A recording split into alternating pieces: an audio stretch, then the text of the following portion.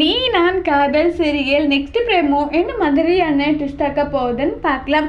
ராகவ் வந்து ரொம்பவே வருத்தமா அபிகிட்ட வந்து உன்னுடைய முகத்துல முழிக்கிறது கூட எனக்கு பிடிக்கவே இல்லை, ரொம்பவே வருத்தமா இருக்கு, நீ எவ்வளோ சொல்லியும் நான் இது எதுவுமே கேட்காம நான் பண்ணது எல்லாமே என்னுடைய தப்பு தான், என்னை மன்னிச்சிடு நல்லா சொல்லி ரொம்பவே வருத்தப்பட்டு ஃபீல் பண்ணியே வந்து பேசிட்டு இருக்காங்க.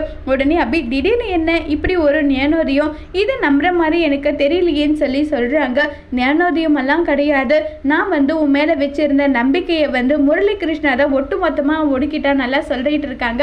இதை கேட்டதும் அப்படியெல்லாம் ஒன்றும் கிடையாது, நான் வந்து அப்படி சொல்லவும் மாட்டேன், எனக்கு வந்து உன் மேலே நம்பிக்கை இருக்கு, நீங்கள் சொல்லணும். இந்த உலகமே உங்களை எதிர்த்து இருந்திருந்தாலும் கண்டிப்பாக நான் உங்களை விட்டு போயிருக்க மாட்டேன். ஆனால் நீங்கள் என்னை விட்டு வந்து எல்லாரும் முன்னாடி விட்டு கொடுத்துட்டீங்கல்ல, இப்போ கூட உங்களுக்கு யாராவது சொல்லியிருப்பாங்க, இல்லை முரளிகிருஷ்ணாவோட சுயரூபத்தை பற்றி உங்களுக்கு ஏதாவது தெரிய வந்திருக்கும், அதனால தானே நீங்கள் என்கிட்ட வந்து மன்னிப்பெல்லாம் கேட்டுட்டு இருக்கீங்கன்னு சொல்லிட்டு ரொம்பவே கோவமா வந்து பேசிட்டு இருக்காங்க. அபி வந்து இதை கேட்ட ராகவ் அப்படியெல்லாம் எதுவும் கிடையாது, நான் வந்து உன்னை அப்படியெல்லாம் நினைக்க மாட்டேன் அபி, நான் பண்ணது தப்பு தான், அதுக்கான தண்டனை எனக்கு கிடைச்சாகணும், தயவு செஞ்சு இப்படியெல்லாம் பேசாதுன்னு சொல்லிட்டு ரொம்பவே வருத்தப்பட்டும் ஃபீல் பண்ணியே அபி கிட்ட வந்து ராகவ் மன்னிப்பு கேட்குறாங்க. அதோடு இந்த பிரமவை முடிச்சிருக்காங்க.